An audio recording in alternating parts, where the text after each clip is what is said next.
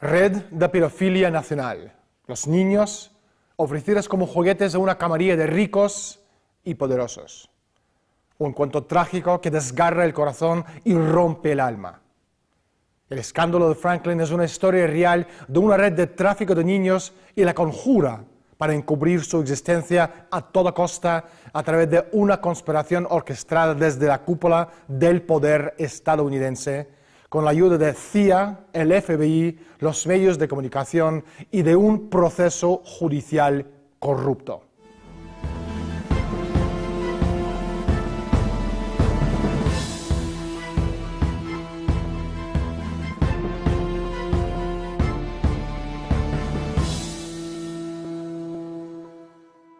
Dos personajes siniestros, Lawrence King de Nebraska y Craig Spence. Dos powerbrokers políticos con acceso a los más altos niveles de gobierno de Estados Unidos. Supervisaron la red y transportó y vendió cientos de niños a lo largo y ancho de Estados Unidos. Su modus operandi: utilizaban el reconocido orfanato católico en Nebraska Boys Town, ciudad de los niños, como su reservoir pedófilo. El destino más habitual para las víctimas: Washington, D.C. Una casa de lujo, equipada con los mejores sistemas de grabación audio-visual. Senadores, congresistas, multimillonarios y miembros del gobierno se vieron involucrados en un juego macabro. A partir de ese punto, todos se convirtieron en peones al servicio del poder. Un sistema de controles y contrapesos. La base del sistema del gobierno estadounidense se ocultó al pueblo norteamericano. Un sistema de controles y contrapesos de chantaje. Muchas decisiones políticas se vendieron al mejor postor como en una tétrica subasta. Sus protagonistas se convirtieron en propiedad de los extorsionadores. ¿Alguien se atreve a contar estos hechos espeluznantes? Por suerte, y desde la sombra, hemos encontrado a un periodista de investigación valiente que se sumergió dentro de un submundo tan perverso, diabólico y malvado que cuesta creer que esta realidad terrorífica puede existir en el mundo en que vivimos. Pero antes, salimos a la calle y preguntamos a la gente su opinión sobre el escándalo de Franklin. Hemos salido a la calle para preguntar a la gente lo que opina sobre el escándalo Franklin. Porque es de lo poco que no se puede comprar con dinero, la inocencia de un niño. Como son gente poderosa, a lo mejor sí. Eso es mundo de dinero. Si tienes dinero, tienes todo, se puede tapar todo. Es maldad. Para mi cabeza ya no entra dentro de lo posible. Tienen que estar enfermos, es lo único que puedo decir. Los medios de comunicación son medios de desinformación en todos lados. Eso está muy tapado. El dinero compra la verdad. Gente que se atreve a hacer eso y que tenga poder en Estados Unidos también tendrá poder sobre los medios de comunicación. Pues probablemente porque en algunos medios pueda haber personas que sean de la misma condición. Pedófilos en los puestos de poder, asesinatos, manipulación, mentiras desgarradas en los medios corporativos, los servicios de inteligencia, protegiendo a los criminales, la conspiración. Hoy vamos a entrevistar a un hombre que sabe más acerca de este asunto que cualquier otro en el planeta. Se llama Nick Bryant, el autor del escándalo de Franklin. Nick, muchísimas gracias por estar con nosotros. Bienvenido al programa.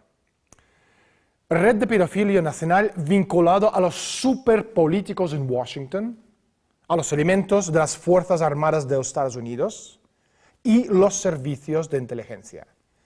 Esto es una locura. Vamos por partes, Nick. ¿Qué es el escándalo Franklin? Dicho brevemente, el escándalo Franklin trata de una red interestatal de pedofilia que traslada a niños pequeños de una costa a otra del país para venderlos a gente rica y poderosa.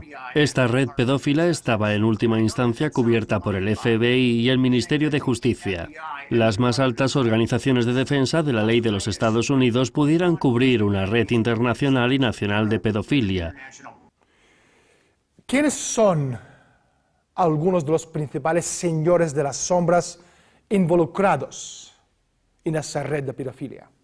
Los dos individuos que controlaban esta red pedófila, en concreto eran dos republicanos influyentes, Lawrence King de Nebraska y Craig Spence, que vivía en Washington, D.C. King era un republicano importante igual que Spence. Tenía contactos al más alto nivel, es decir, que podía llamar prácticamente a cualquier persona que estuviera en el poder para pedirle un favor.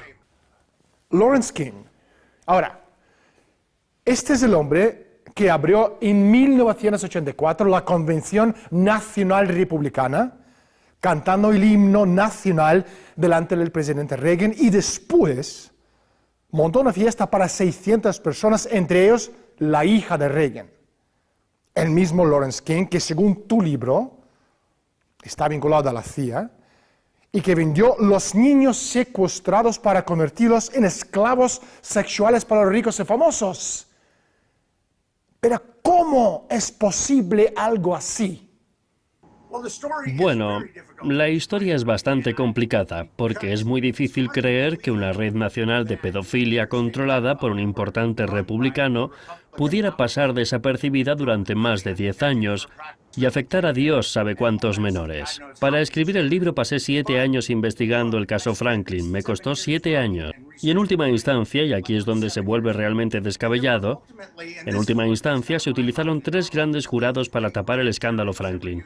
El hombre designado para investigar Franklin fue el senador Loren Schmidt, un devoto católico y republicano fanático, padre de 10 hijos y un sinfín de nietos.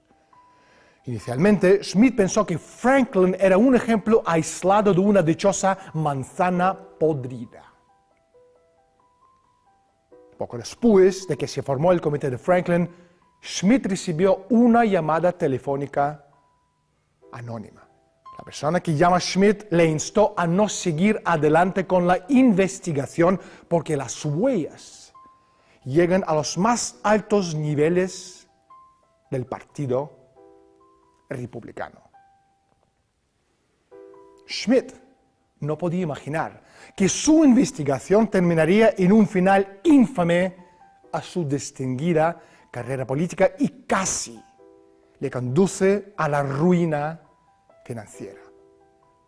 Y todo eso debido a que Schmidt, un hombre honrado y honesto, no quiso doblegarse a la voluntad de los tipos perversos que escondían su maldad en un manto de respetabilidad. Personas importantes estaban cubriendo sus bases dispuestos a hacer cualquier cosa para mantener esta historia en un hoyo profundo y oscuro. ¿Por qué los hombres tan poderosos quieran abusar sexualmente a los niños pequeños? No hay palabras que gráficamente pueden describir este horror. Una de las mejores explicaciones que recibí me la dio un psicólogo de Washington que trabajaba con individuos que están en el poder y siendo pedófilos desean realmente modificar su comportamiento. Me dijo que había un elemento de prohibición, que eran tipos que podían tener mujeres a su disposición en cualquier momento y que en definitiva lo que querían era probar algún tipo de fruto prohibido. Es como si pudieran cenar cada noche todo lo que desearan, pero justamente desearan una fruta prohibida de postre. Creo que en última instancia este es uno de los mecanismos que llevan a estos hombres poderosos a abusar de menores.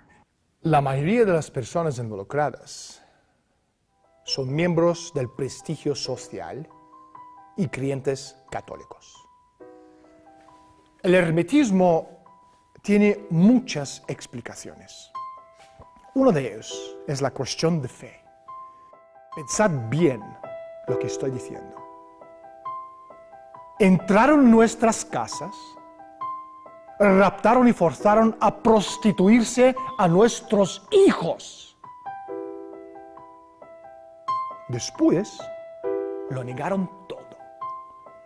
Se define el término chutzpah como una persona que asesina a sus padres y luego exige clemencia al tribunal sobre la base de que ya es huérfano. Eso pretende ser un chiste, aunque es un chiste peligroso. Nuestra obsesión por el bienestar psíquico del culpable nos deja filosóficamente indefensos ante el crimen. Mientras el culpable no sea más que otra víctima, la justicia es imposible. Nick, ¿cuál ha sido el papel de los medios de comunicación en encubrir el caso Franklin? Fundamentalmente, lo que ocurrió fue que los organismos federales y locales de defensa de la ley negaron la existencia de esta red de pedofilia, aunque hubiera numerosos servicios sociales que apoyaban las denuncias de los niños. Pero los medios de comunicación se basaron en lo dicho por los organismos policiales, tanto los medios locales como los nacionales. The New York Times incitó a la ocultación al revelar que uno de los grandes jurados había sido corrompido. El Washington Post informó de la condena por perjurio de Alicia Owen, una de las dos niñas víctimas de abusos. La CBS hizo un trabajo gigantesco las 24 horas a propósito de Alicia Owen y el pretendido abuso de que fue víctima. El World Herald también hizo un gran trabajo de intoxicación con cada una de las víctimas que iban surgiendo. Y un par de víctimas habían nombrado a un ejecutivo del World Herald como posible abusador, de modo que es muy interesante. Discovery Channel pagó una cantidad con 6 ceros por el documental y luego decidió no emitirlo. Menos de 24 horas después de que el primer corte documental sobre Franklin fue mostrado a los miembros del Comité de Investigación del Congreso de los Estados Unidos, el Congreso había ordenado que todos los ejemplos fueron destruidos. El respaldo por parte del gobierno del abuso sexual de los menores niños, en su mayoría, es extremadamente preocupante, pero no lo podrían haberlo hecho sin el apoyo incondicional de los medios de comunicación estadounidenses. Los federales fueron mirados e instigados prensa en cada paso del camino, ya sea por acción o por omisión. Washington Post, New York Times, el World Herald, la revista GQ, las cadenas nacionales CBS y ABC. A ver si me explico. Los principales medios de comunicación de Estados Unidos promovían la mala conducta de la Fiscalía General del Estado y de los servicios secretos hasta que nos quedamos estupefactos por el poder pérfido del Estado, la Policía Federal y de los principales medios de comunicación de torcer la verdad en mentira y viceversa. Nick, en esa repugnante conspiración del silencio participaron los elementos corruptos dentro del FBI y el Departamento de Justicia. ¿Por qué? ¿Es esa corrupción generalizada en la aplicación de la ley de Estados Unidos? Creo que hay dos factores. Según las personas que entrevisté, la ocultación se produjo durante el primer gobierno de Bush. Según algunas de estas personas a las que entrevisté, había una cierta cantidad de miembros del personal de Bush implicados en esta red pedófila. Pero también creo que hay otro factor, que es el chantaje. En el escándalo Franklin muestro que hay miembros del Parlamento y miembros del poder que estaban de hecho comprometidos por determinados individuos. Creo que si esto hubiera estallado a la luz del día, muchos de los miembros del gobierno de Bush y de la dinastía Bush hubieran tenido problemas y también los estadounidenses hubieran visto que los controles de poder de su sistema político se basan hasta cierto punto en el chantaje. Nick, por mucho que lo intentaron, el gobierno de Estados Unidos no podía ocultar completamente la investigación. Algunas de las víctimas, soportando terrible retribución y la persecución, no iba a ceder al gobierno. Una de las víctimas, Alicia Owen, se negó a retractarse de su abuso y tenía que enfrentarse a la maquinaria entera del gobierno de Estados Unidos que nunca pudieron callarle la boca. Los niños que aparecieron diciendo que formaban parte de esta red pedófila fueron terriblemente hostigados por el FBI. El FBI les dijo a las víctimas que si no se retractaban de las acusaciones de abusos, irían a la cárcel, que se les acusaría de perjurio y serían encarceladas. Alicia Owen fue una chica introducida en la red pedófila siendo menor. A los 21 años apareció diciendo que formaba parte de esa red.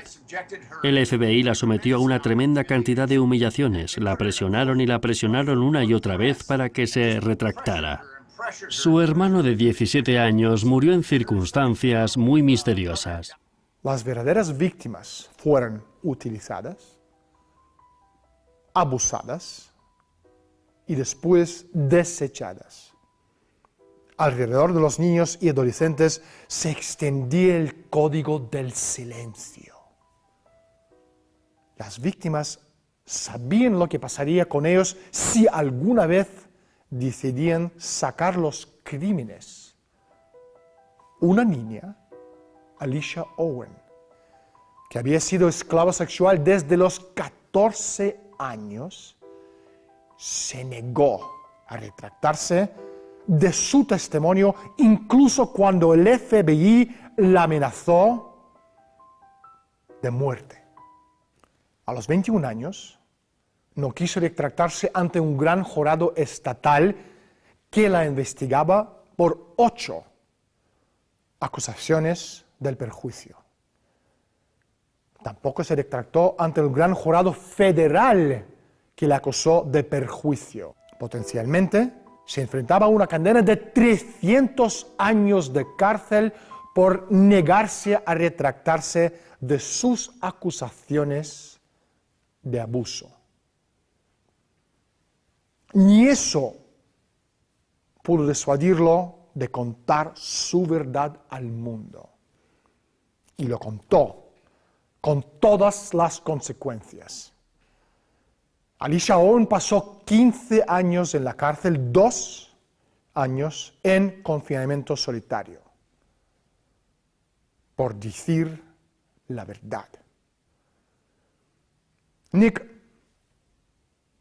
¿qué pistas clave existen para que el público pueda estar de sobreaviso si las autoridades están presionando y amenazando a las víctimas? Es muy fácil presionar a las víctimas y conseguir que se retracten, porque fueron reclutadas por la red pedófila siendo niños relativamente jóvenes.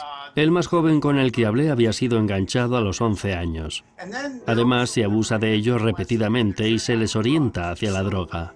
Para cuando llegan a los 17 o 18 años llevan ya muchos años de abusos y mucha droga tomada. Por tanto, su autoestima está totalmente por los suelos. Así que es muy fácil para los agentes del FBI o los funcionarios del Ministerio de Justicia intimidar a esos chicos para que se retracten de sus acusaciones. No tienen autoestima y muchas veces ni siquiera tienen el apoyo de una célula familiar. La gente súper mega poderosa no desearía que esta información saliera a la luz. Nick, ¿cuántas personas vinculadas con Franklin murieron una muerte misteriosa para tapar la información y borrar las huellas. Era imprescindible para los individuos corruptos del gobierno ocultar el escándalo Franklin, que no empezaran a caer los dominós en Omaha, Nebraska. Si los dominós empezaban a caer en Omaha, Nebraska, hubieran acabado por caer en Washington, D.C. Eso hubiera significado un serio peligro para el gobierno de Bush y para toda una manera de hacer política, así que era imperativo que los dominós no cayeran en Omaha, Nebraska. En consecuencia, se dieron una serie de muertes misteriosas o directamente asesinatos. En mi libro, en cada capítulo aparecen 2 o 3 muertes misteriosas relacionadas con gente que pertenecía a la red pedófila. El Senado del Estado de Nebraska nombró una subcomisión para investigar las acusaciones de abuso de menores. Contrataron a Gary Caradori, un investigador crack. Caradori consiguió fotografías de orgías pedófilas en Chicago.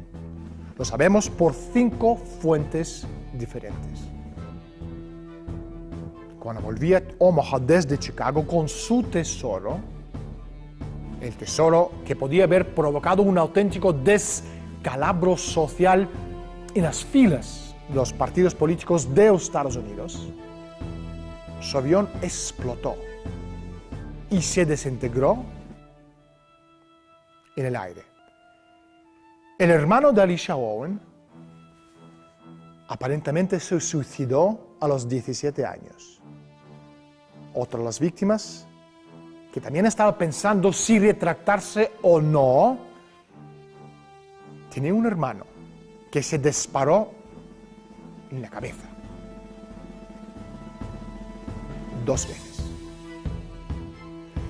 Uno de los capos pedófilos, Craig Spence, se suicidó en circunstancias relativamente sospechosas. Y hubo otros. Muchísimos otros, más de 100, que se suicidaron o tuvieron muertes misteriosas vinculados con la red pedófila o simplemente desaparecieron sin dejar rastro. Alguien estaba borrando las huellas. Los medios de comunicación independientes también hablan de que la pedofilia es tremendamente popular entre los diplomáticos estadounidenses de un alto nivel y los funcionarios militares. Por ejemplo, hay informes irrefutables de que en Irak Blackwater gestionaba campamentos secretos de niños iraquíes robados a punto de pistola con fines de prostituirse. ¿Esto te sorprende? Recientemente, en este último año, cierta cantidad de gente ha obtenido acreditaciones de alta seguridad en defensa y en la Agencia de Seguridad Nacional, y se les ha pillado con pornografía infantil. Además están las acusaciones acerca de Blackwater y su relación con el abuso de menores. DynCorp, un contratista militar de los Estados Unidos, tiene una cierta cantidad de empleados de alto nivel a los que se les ha pillado abusando de niñas en Europa del Este. Por tanto, esto no se limita a aquellos que están en el poder, sino que también se encuentra en el complejo militar industrial. El escándalo de Franklin es una historia que toca las capas más profundas de nuestra experiencia común, tanto personal como tribal.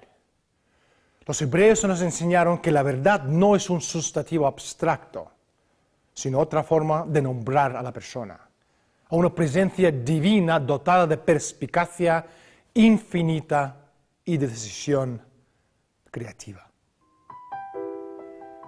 La historia de Franklin es un idealismo corrompido, la búsqueda de una idea platónica de sí mismo, un sueño ensalzado. Y como parece que mucho de lo que corrompe al malvado y a los malvados está relacionado con las tentaciones de la riqueza y el poder que la rodea. Esta es una historia muy humana. La posteridad es la acumulación de vida y pérdida. Injustamente quizá, se ha olvidado por igual de pecados y de virtudes.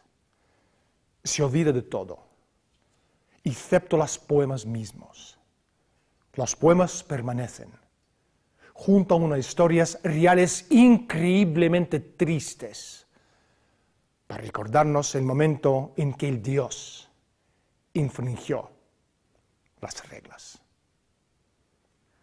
Soy Daniel Stulin, estoy aquí para quedarme por mucho que esto enloquezca a la élite en los pasillos del poder. Gracias por estar con nosotros. Desde Madrid, España, hasta la semana próxima.